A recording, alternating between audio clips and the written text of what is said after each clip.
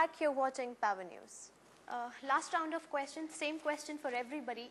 What are the major challenges for Maharashtra power sector and how can we address it? Everyone should be encouraged to generate some power through wind, some power through solar.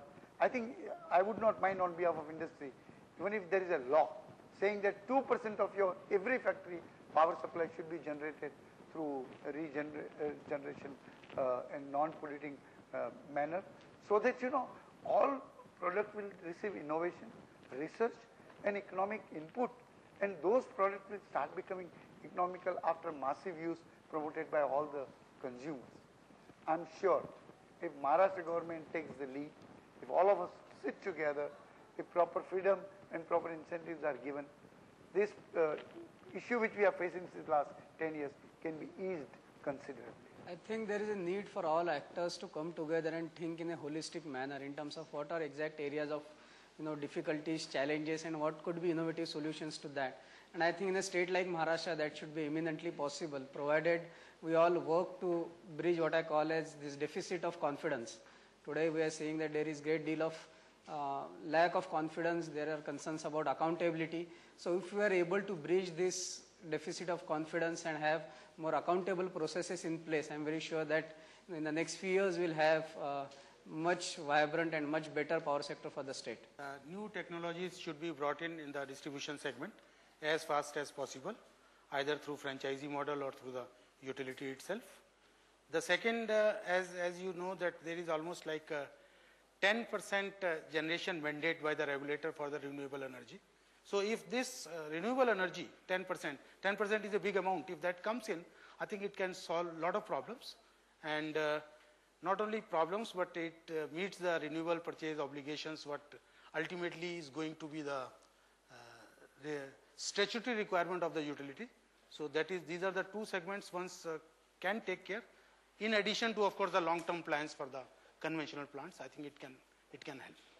I think the biggest challenge that is going to face us is, of course, not just the shortage of electricity, but the proper utilization and conservation of electricity, because on one side we are going to have polluting industries, or we are going to have industries which are going to grab up a lot of your land, and deforestation is going to take place, plus we are going to consume more electricity than perhaps any other state.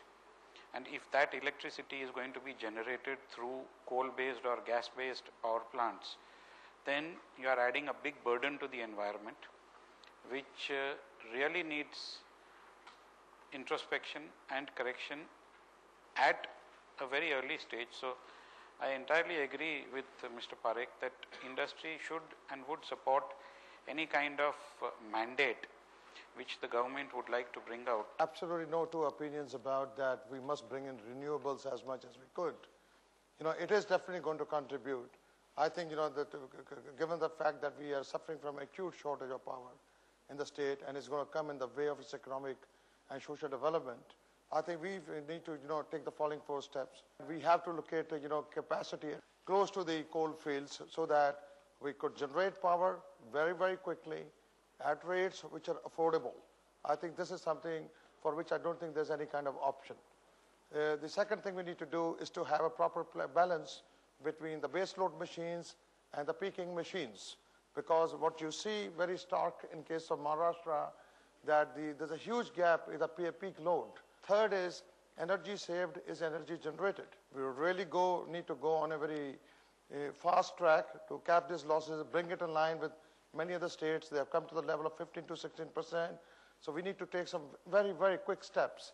Efficiency in gap management at all levels. It would mean on the generation front, either adding capacity or efficiently running the capacity. On the distribution front, controlling losses and those kind of things. On the consumer's front, what we call as demand side management. We have undertaken some audits for some of our consumers on their option, and they got advantage out of it because they were able to understand what all improvements can they do either by inducting technology or managing their own use of the electricity. So what I would like to say is that it is a wholesome game, and everybody has to participate towards its role to bring in an efficiency, and I'm sure we'll be able to bridge the gaps. As I said in the beginning, there have been certain things in the past which we need to make up for. But a lot of things are happening in all these areas, and probably we need to come out with some kind of a white paper which can be circulated and communicated to the consumers of Maharashtra, the industrialists of Maharashtra. Having said that, the 2 or 3 quick things which I think are, to sum up, a priority is, apart from communication of course, is better governance by the state utilities and the central and state departments whose actions actually contribute towards developments in the power sector. Better quality in terms of technology, manufacturing from the private sector, and probably better understanding from the media about what we are all trying to do. Maharashtra has suffered inaction for almost 10 years, and it is that inaction of 10 years that we are feeling the pinch of it today. But the silver lining is that Maharashtra has picked up gradually in terms of capacity addition, not only through state agencies but also through independent power producers. The action which now has been taken by the state government will definitely go a long way in improving the situation.